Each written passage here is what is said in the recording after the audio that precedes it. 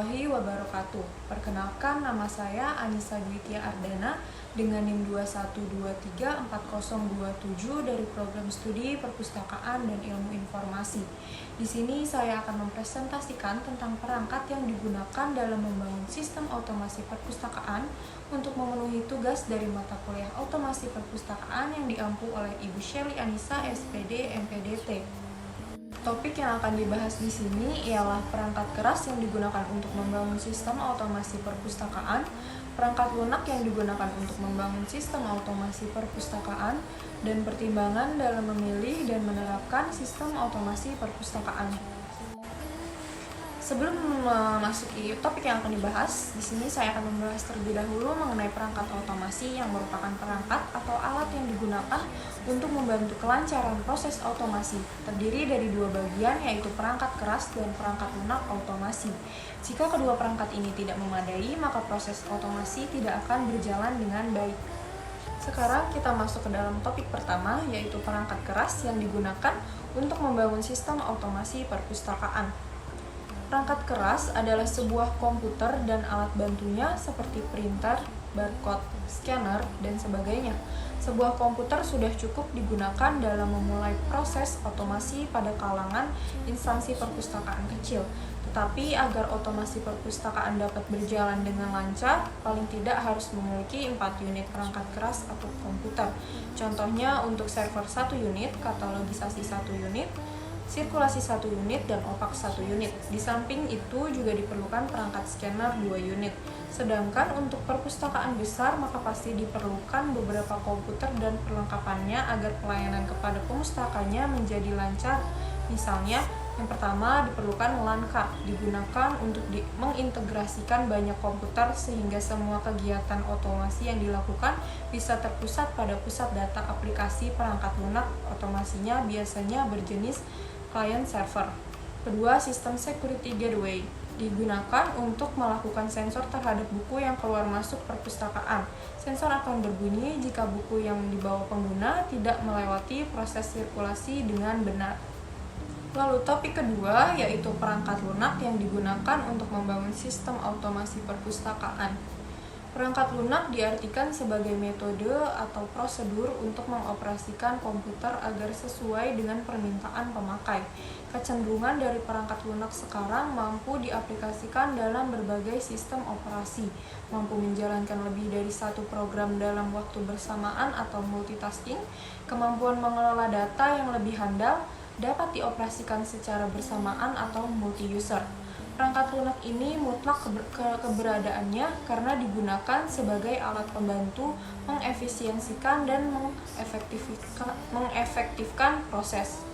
Pemilihan software ini bisa dibangun atau dibuat sendiri, menggunakan open source atau software gratis, atau membeli secara komersial. Di perpustakaan, software yang dikenal antara lain CDS atau ISIS, WinISIS yang mudah didapat dan gratis freeware dari UNESCO atau dari beberapa perguruan tinggi sekarang, telah banyak membuat dan mengembangkan sistem perpustakaannya sendiri seperti Scipus 2000 di UGM, CPSIS di IPB, masih banyak lagi perguruan tinggi dan institusi pengembang software yang mengembangkan SIP dengan kemampuan yang tidak kalah bagus. Sistem informasi perpustakaan ini difungsikan untuk pekerjaan operasional perpustakaan, mulai dari pengadaan, katalogisasi, inventarisasi, keanggotaan, opak, pengelolaan terbitan berkala, sirkulasi, dan pekerjaan lain dalam lingkup operasi perpustakaan. Ada beberapa jenis software yang umum digunakan di perpustakaan berbasis IT, baik yang berbasis offline maupun online. Di antaranya ada SLIMS, InList, InTouch Library, Atheneum Lite, dan FreeLib. Pertama ada SLIMS atau Snail Library Management System. Adalah perangkat lunak sistem manajemen perpustakaan, sumber terbuka yang dilisensikan di bawah GPL v3. Aplikasi Snail Library Management System merupakan salah satu sistem otomasi perpustakaan yang bersifat open source atau gratis. SLIMS merupakan sistem otomasi perpustakaan berbasis web dan dibangun menggunakan bahasa pemrograman PHP serta menggunakan MySQL sebagai basis data dan Apache sebagai web servernya. Lalu yang kedua ada InList atau Integrated Library System. merupakan perangkat lunak atau software aplikasi otomasi perpustakaan yang dibangun dan dikembangkan oleh Perpustakaan Nasional Republik Indonesia atau Perpusnas sejak tahun 2011. Dalam perangkat lunak Inlist ini terdapat produk Inlist Lite, yaitu perangkat lunak ringan yang disebarkan oleh Perpusnas untuk perpustakaan di seluruh Indonesia. Yang ketiga ada InTouch Library, yang merupakan software otomasi perpustakaan berbasis desktop yang menggunakan standar metadata Dublin Core. InTouch Library ini dikembangkan oleh Perpustakaan Pusat Universitas Brawijaya pada tahun 2002. Lingkup penggunaan InTouch Library ini masih dalam lingkup Sivitas Akademika Universitas Brawijaya. Untuk mendapatkan program aplikasi ini, pengguna harus datang ke Perpustakaan Pusat Universitas Brawijaya untuk meminta izin agar memperoleh software. Yang keempat ada Anthenium Lite.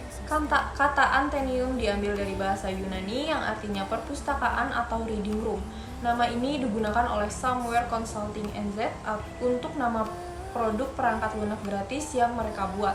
Software ini dapat membantu para pustakawan dalam pengelolaan perpustakaan mulai dari proses katalog, input daftar anggota, opak, peminjaman, pengembalian informasi, serta klasifikasi koleksi buku.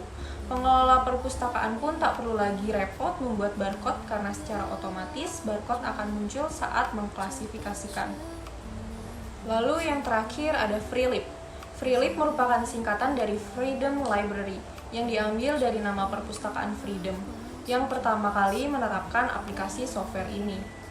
Selain Anthenium Lite dan Freelip, masih ada banyak software lain seperti CDS atau ISIS, OpenBiblio, Ibra, Libra, Simple, Cyprus, dan lain-lain. Rata-rata program itu merupakan open source dan dibuat secara khusus untuk perpustakaan. Kita sampai pada pembahasan topik terakhir, yaitu pertimbangan dalam memilih dan menerapkan sistem otomasi perpustakaan. Yang pertama itu perlunya pengetahuan bagi pustakawan akan komputer dan aplikasinya agar menguasai sistem otomasi. Lalu yang kedua, perlu melihat kelebihan dan kekurangan sistem yang akan digunakan. Yang ketiga, untuk mengefisiensikan dan memudahkan pekerjaan dalam perpustakaan. Yang keempat, untuk memberikan layanan yang lebih baik kepada pengguna perpustakaan, karena pelayanan akan lebih efektif dan waktu pengustaka di perpustakaan lebih efisien dengan adanya sistem otomasi di perpustakaan. Baik, sekian presentasi yang dapat saya sampaikan. Mohon maaf jika ada kekurangan atau kesalahan. Terima kasih. Wassalamualaikum warahmatullahi wabarakatuh.